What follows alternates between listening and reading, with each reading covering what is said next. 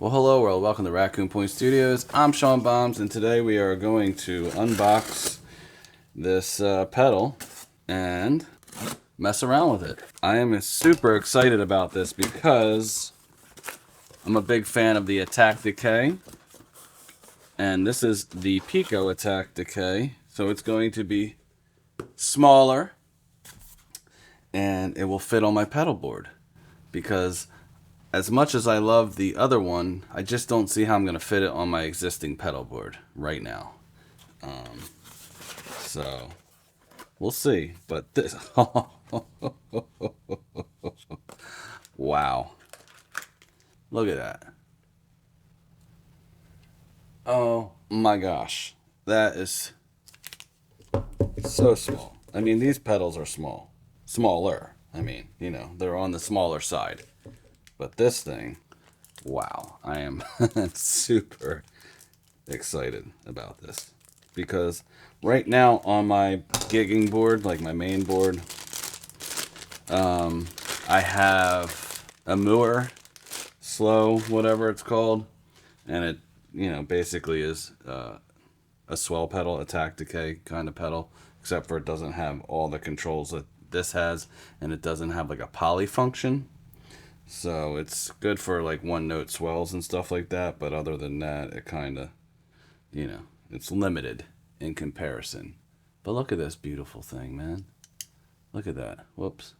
Come on, focus. I'm not good at this. I'm good at manual focus, not good at autofocus, which is weird. Oh, there we go. So we do have power in. And let me just see what comes in this box, dude. Are you serious? Are you serious? The power supply is just as big as the pedal.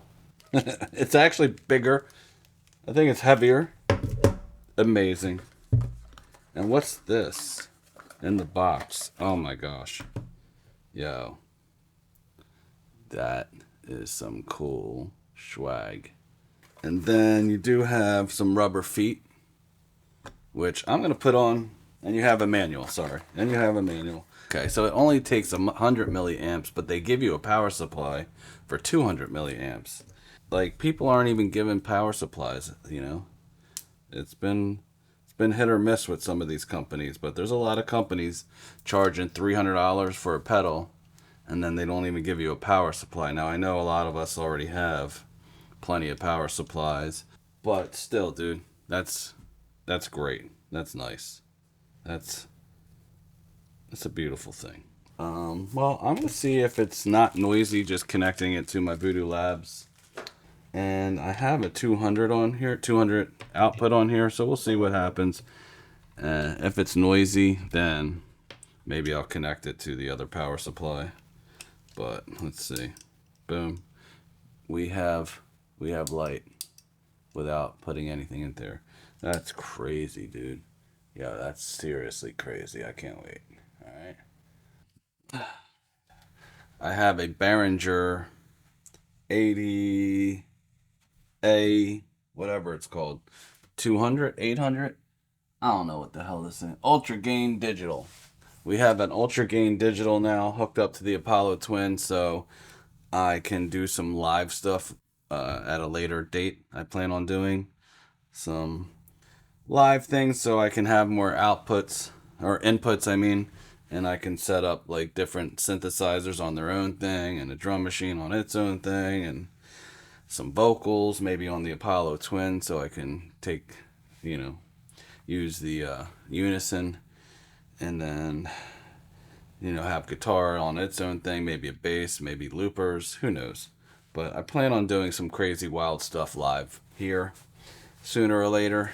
So even though I have a 16 channel Apollo in the control room, I like to create out here because I like to keep the control room kind of free of this kind of clutter because it's a working studio and I don't want to be tripping over things when people are here. So that way, this is my little area that I can experiment and not have it overlapping in my control room so I can work with people, and if I need to grab any of this, boom, it's right here. So that's my little story there.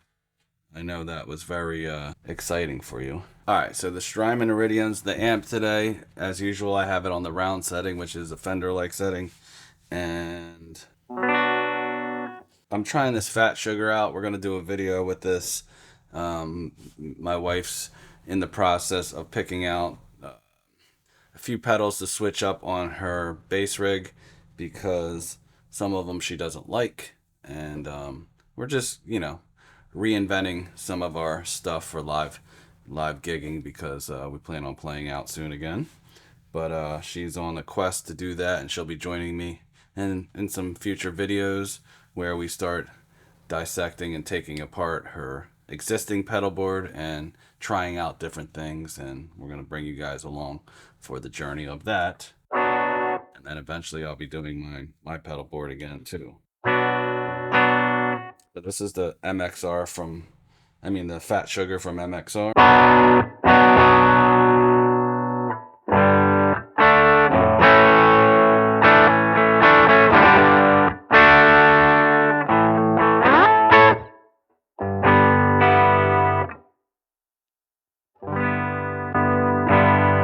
I think it sounds really good on guitar, actually. It sounds good going before the Strymon. And then I just got this Fuzz Factory, and this is my third version. When I got the Earthquaker devices, it replaced my black Russian electro harmonics and this because I use one of the sides to create feedback and other noises and weird stuff, which is what I mainly use the Fuzz Factory for. But I just missed it, man. I really love this pedal, and I'm so happy that I have this version because I did not like that horizontal. Vertical's a lot better for me. And then we have the Tera Echo because I've been in love with this pedal, so I just keep playing it. I can't stop. All right, so let's check out the Attack Decay. So we need some decay there.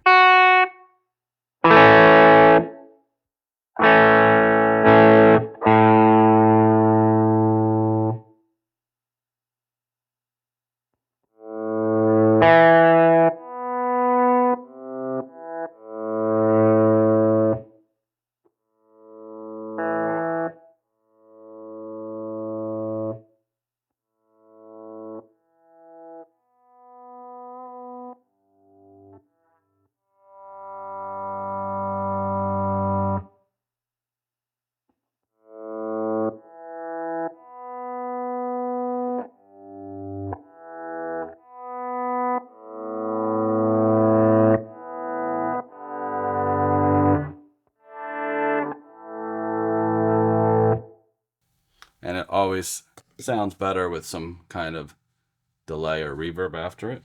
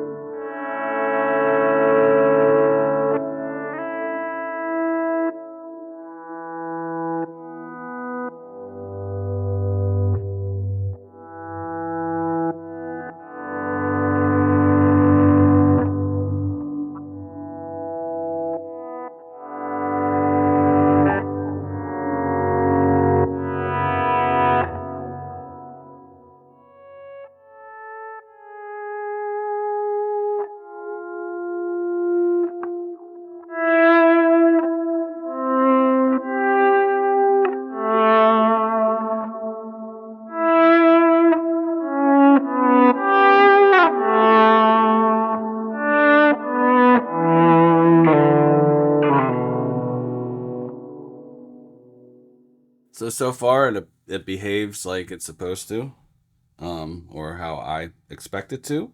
I'm going to press this button.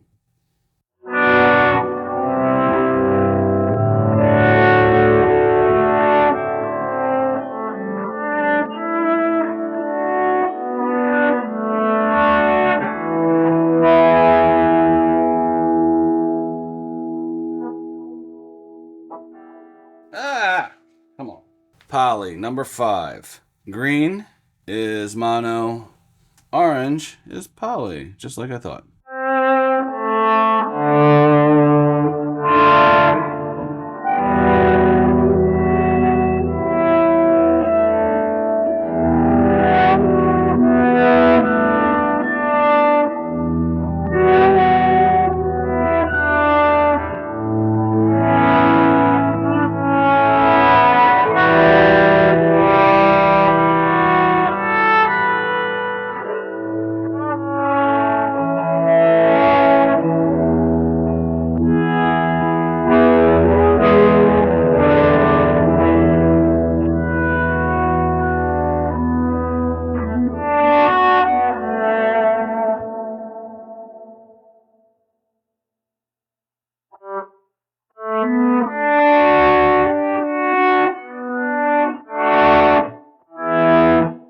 without the fat sugar.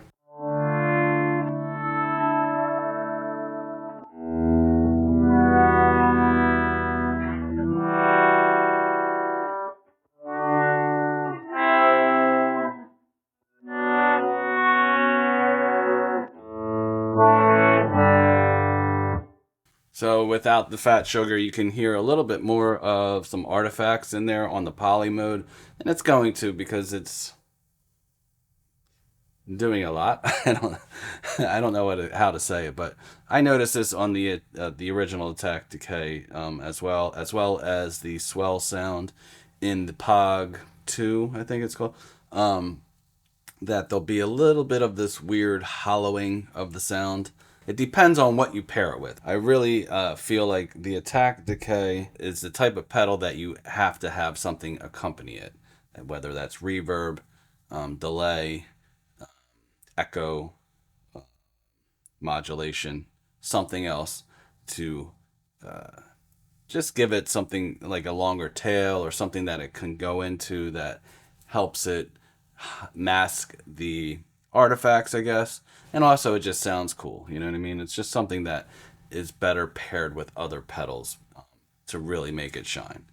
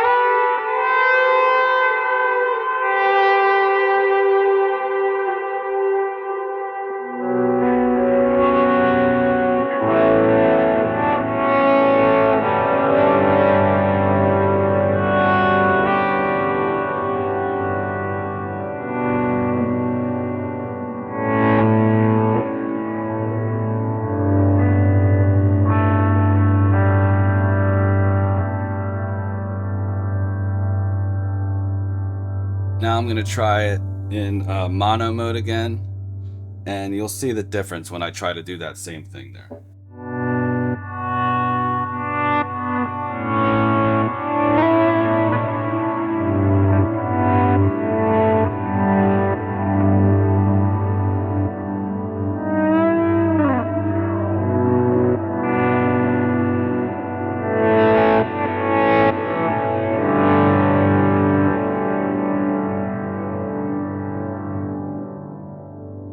I'm going to take the delay off so you can really hear it.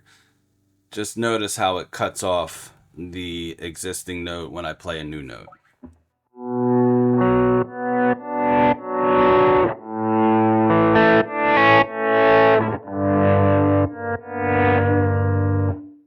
And maybe if I put the sensitivity all the way up, it'll even be more aggressive with that.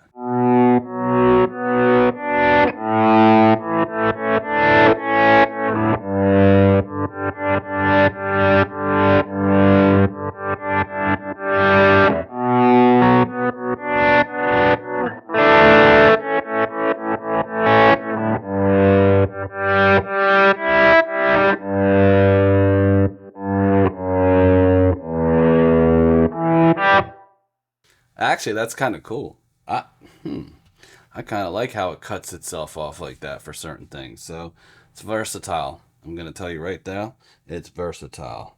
Oh my gosh, this is probably, I'm really excited. I'm overexcited about this little pedal.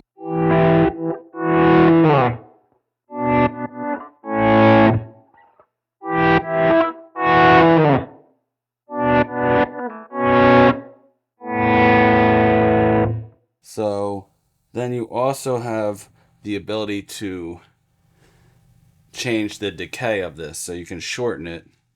So let's see what happens when I do that.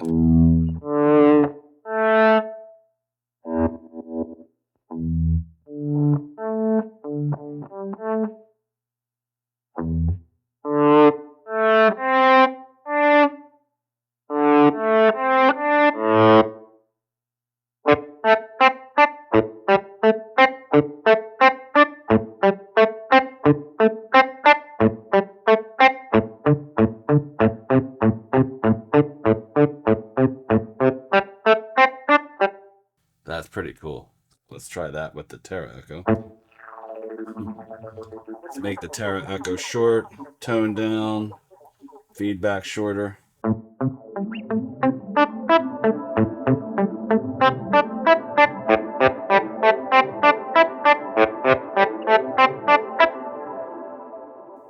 It's almost like I'm palm muting without palm muting, so I can have the string open and get that kind of staccato without, you know what I'm trying to say, right?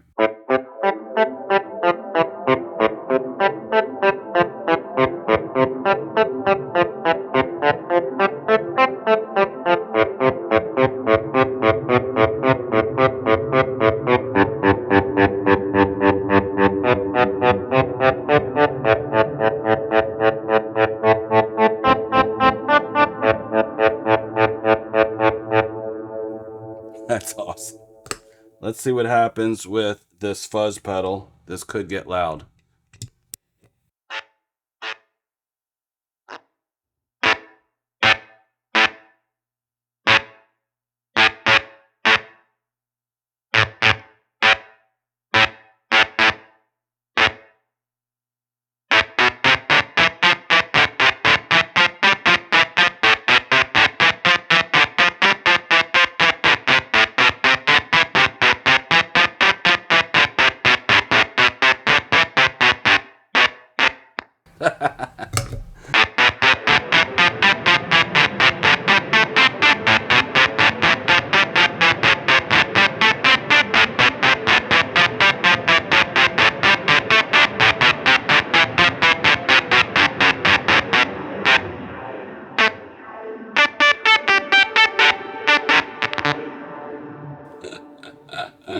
Ah.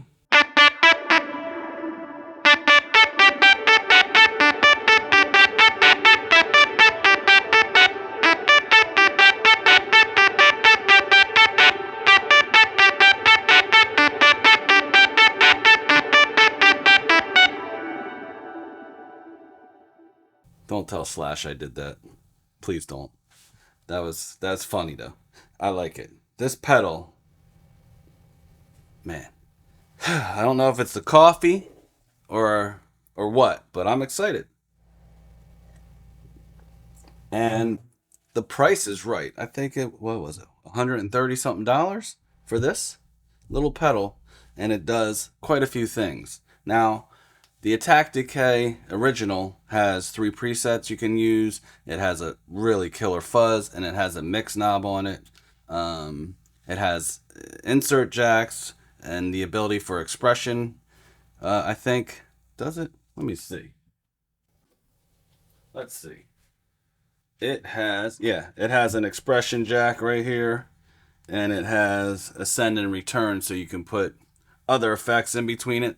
I haven't really found anything that I like putting in between it, to be honest with you, but it's nice to have. But look how big it is compared to, it's almost 2 pedals, or 2 normal size pedals, especially once you put the cables in and stuff like that, regardless if they're George L's or whatnot. You know what I mean? So, it's a big pedal. I love it. I love that it has presets, but it might be like more of a studio thing, or maybe I'll put it on a smaller board. It's something I really love, and I do really love the fuzz, but I have fuzzes that I love just as much. So, let's see, what else can we do? So let's try it again with a long decay.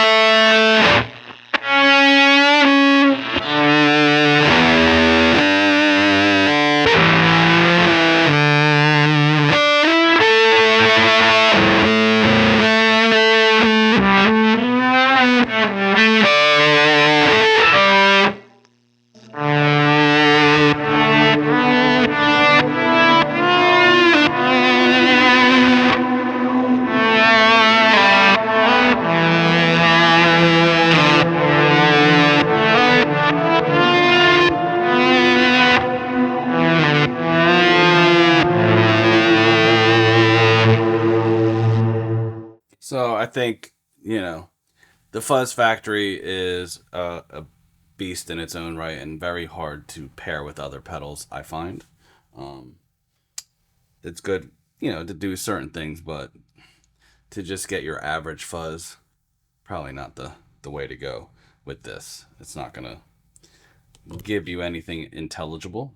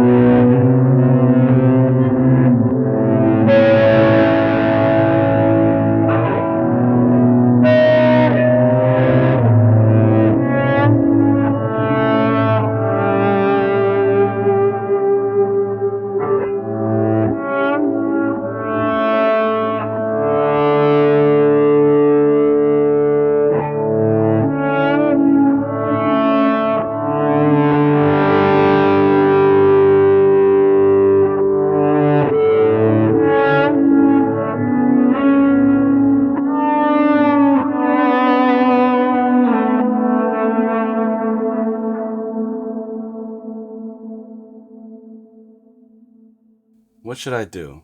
Should I try it with my little green muff? I will.